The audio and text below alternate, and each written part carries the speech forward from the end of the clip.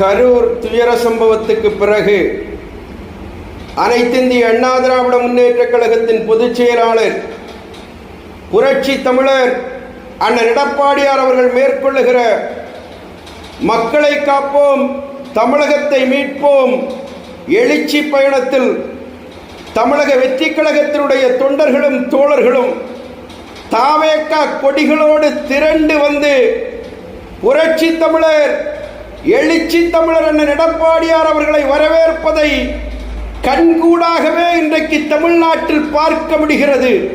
மட்டுமல்லாமல் தாவேகாவினுடைய நிர்வாகிகள் ஆங்காங்கே பிளக்ஸ் போர்டுகளை தாவேகா தலைவர் விஜய் படத்துடன் புரட்சி தமிழருடைய படத்தையும் போட்டு ஆங்காங்கே வைத்திருப்பதெல்லாம் இன்னைக்கு இயற்கையாகவே ஒரு கூட்டணி தமிழக அரசியல் களத்திலே உருவாகுவதை நம்மாலே பார்க்க முடிகிறது.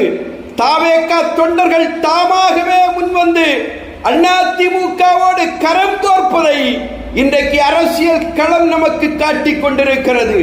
இன்றைக்கு விமர்சகர்கள் கேட்கலாம், என்ன கேட்கலாம்னா, கொள்கையை மறந்து தளபதி விஜய் என்டிஏவோடு கரம் கோர்க்க முடியுமா என்று கேட்கிறவர்களுக்கு நான் பணிவோடு சுட்டிக்காட்ட கடமைப்பட்டிருக்கிறேன்.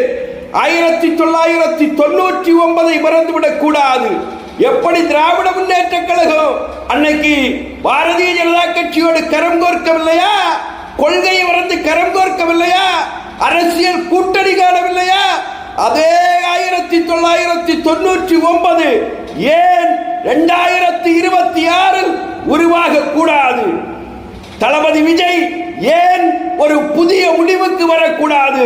இந்த தேர்தல் தனக்கான தேர்தல் அல்ல, திராவிட முன்னேற்ற கழகத்தை வீழ்த்துவதற்கான தேர்தல் என்கிற முடிவோடு என்டிஏவோடு தளபதி விஜய் கரம் கோர்த்து கொண்டால் அரசியல் களம் எவ்வாறாக மாறும் என்பதை தயவு கூர்ந்து இன்றைக்கு தளபதி விஜய் அவர்களை கண்ணாபின்னாவென்று திட்டித்திருக்கிற அரசியல் விமர்சகர்கள் புரிந்து கொள்ள வேண்டும் என்பதை நான் பணிவோடு தெரிவித்து விடைபெறுகிறேன்.